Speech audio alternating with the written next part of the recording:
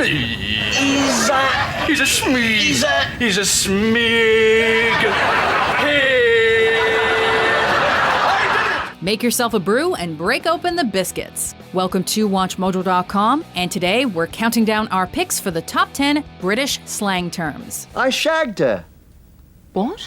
For this list, we've looked at the greatest slang words and expressions that Great Britain has to offer. It's shite being Scottish! We're not so interested in the Queen's English today, more the weird, wonderful, and witty colloquialisms that litter everyday speech on the British Isles, even those that are a wee bit naughty. I'm the bloody Queen, mate. Basically, I rule. We're excluding any terms or phrases that are also synonymous with other countries, such as the English/Australian term for a friend, mate. Well then, g'day mate. Let's put another shrimp on the barbie. Number 10, dodgy. Well, this is Dodgy, mate. That kid's talking about murder. He's talking shit. Now just get down to Brighton and finish the job. Ever get the feeling that something's not quite right? That something feels dodgy. When you've bought a winning lottery ticket, but you got it off a guy on the street, that ticket's probably dodgy. €1 a ticket. I put on the tickets €5,000 first prize. I tell the people if they win, I'll call them. Then nobody wins. Except us. It's foolproof. Fake IDs are definitely dodgy. You look like a future pedophile in this picture, number 1. Number 2, it doesn't even have a first name. It just says McLovin. And if you dress like a gangster and you spend your free time in the parking lot, you look just a little bit dodgy.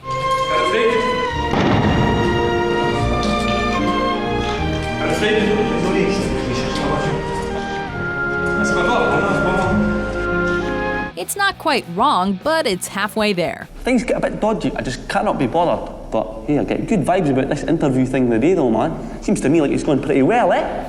Number 9, shag. I shagged her. What? I shagged her rotten, baby, yeah. Probably made most famous in the Austin Powers movies, to shag is to have sexual relations with, and not usually in an overly committal way. Get a girl, take her out, treat her right. Shag her senseless. No, man! True love. There's absolutely nothing wrong with it. It's just that shagging is less for the one and only in your life, and more for a one-night stand. It's usually a quick arrangement, often had between two people who've only recently met. Might get a shag at last. Naughty! Shag is such a great slang though, because it's really unassuming and largely inoffensive. It's a fun word for fun times. What do you think of my shag pad, darling? It's amazing, Austin. Number 8, snog. So what's the best thing about having a boyfriend then? It just feels really natural, you know, really grown up.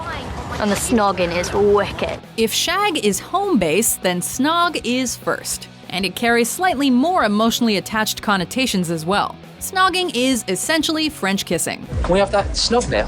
What? Now? Here? Right in front of everyone? Yeah.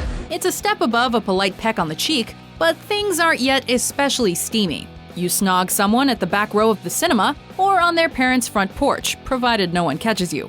Or on Kiss Cam. That place is snog central. Just don't get too into it for too long if you're in public. And it's with the wrong person. Don't have to be rich to be my girl. You don't have to be cool to rule my world. Ain't no particular sign that I'm more compatible with. Number 7, pissed. You know when you hear girls saying like, I was so shit-faced last night, I shouldn't have that guy. We could be that mistake. In the English language, there are so many ways of saying that you're drunk. But the British tend to favor this phrase, or variations thereof. When you're going on the piss, you're aiming to get drunk. When you are pissed, you're more than tipsy, but you're not yet completely sloshed. I'm ready to party with the best of them. And I'm gonna go down to the river. At the point of being pissed, though, you've probably had just about enough. Why is label guy trying to punch me? Punch you first, label guy. I gotta go pee. I don't want to get up. One more drink and God knows what you'll do next. Or how many embarrassing Facebook photos there'll be in the morning. It's a frenzy. We started a frenzy. You're covered in nuts. You're having a bad dream. Number 6, rubbish. Yes. No, that's rubbish. A noun and an adjective, the US noun translation is trash, as in taking out the trash or throwing it in the trash. However, rubbish is also a common descriptive word, used for anything that's undesirable. You must look beyond. What a load of rubbish. And we mean anything at all. Just got a bad haircut? Your hair's rubbish. Failed a quiz? That grade was rubbish. Having a bad day? No, you're having a rubbish one. Gone off milk is rubbish. Bad smells are rubbish. Movies without agreeable endings are rubbish. This countdown isn't rubbish though. This countdown's bloody brilliant. No, it's bloody rubbish. Number 5, taking the piss. Don't take the piss, Boris. I show you now. Not to be confused with taking a piss or being pissed, our next slice of slang is all to do with mockery. Are you taking the piss? Because if you are, you're gonna get a slap. I'm not taking the piss. I don't even know how to take the piss. If you're taking the piss, then you're mocking and or ridiculing someone else. Tonight's winner is the most extraordinary person I have ever met. Our winner, Barry. If you're having the piss taken out of you, then you're being mocked yourself. Got that? Hey, Greg, why don't you go piss your pants again? That was like 8 years ago, asshole. People don't forget. It only gets really tricky if you're ever mocking somebody else whilst they're drunkenly urinating, because then you'd be taking the piss of them taking a piss pissed. And that's both weird and really confusing. Nice pubes. Thanks. Number 4, bollocks. Bollocks. Bollocks is a handy word.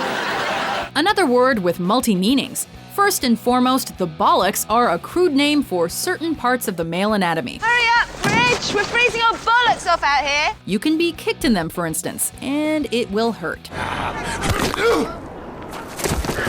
Grow those back. Secondly, it's an exclamation for whenever anything goes wrong. As in, oh bollocks, I forgot to do the laundry. Or, oh bollocks, I thought it was Saturday. Bollocks! Bollocks! Bollocks! Bollocks! Oh, shit. Thirdly, and most famously, it's a term for anything that's stupid or a serious waste of time.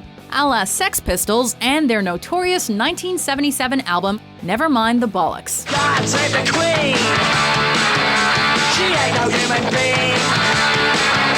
There is no future.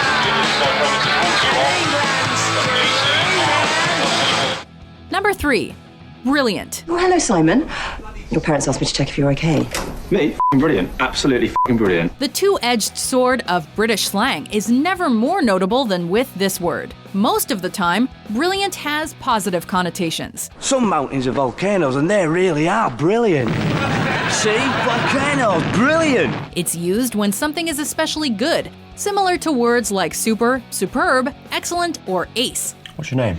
Amelia Pond. Oh, that's a brilliant name. However, sometimes it's used sarcastically, in a situation that's the exact opposite of good. Popular British sitcom The In-Betweeners championed this alternative use, alongside tradition, as a way of expressing the characters' at times extreme exasperation. Chasing men around a field with your top off? What could be more gay than that? You? Brilliant. Number 2, knackered.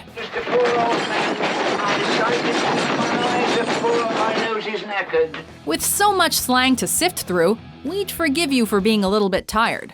But our runner-up is at another level of lethargy. If you or anything else is knackered, then you're totally unable to function. You're entirely exhausted. I'm tired now. In the 16th century, the phrase was coined to describe a worn-out horse, and that's exactly how you feel. Sometimes, some things can even be described as knackering. Running a marathon, for example, is really knackering. We're knackered just thinking about it. Make love to me. Alright, you go and talk though, because I'm knackered. Before we unveil our top pick, here are a few honorable mentions. Oh my God, Rosemary. That is so funny. Rumpy bumpy. Everybody likes a little bit of rumpy bumpy. Any jailbreak's a risky proposition. One little cock-up, and we're dangling at Her Majesty's pleasure. Life has finally got too hot for me here in Nouvion, so I've decided to leg it for Spain.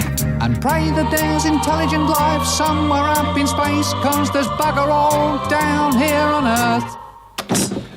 Number 1, Wanker. Wanker. You're the wanker, mate, if anyone is. A mild to moderate swear word synonymous with the Brits. Wanker wins today's list, but you'd rather not be called one all the same. Slow down a minute, Si.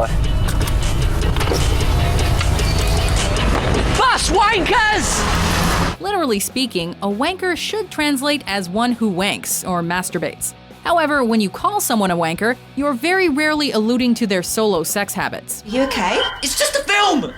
It's just a normal film! Get out, get changed, get out! It's more just a general perennial insult. And Dave? I've got a 6. Okay, what's yours, Dave?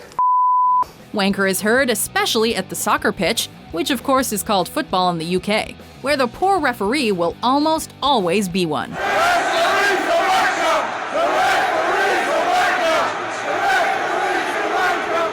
Do you agree with our list? I had to teach him a lesson, Si. He was mugging me off. What slang did we skip? Well, this is great banter. It really is. For more cracking, smashing, pucka, and proper fit top 10s published every day, be sure to subscribe to WatchMojo.com. And I enjoyed some banter.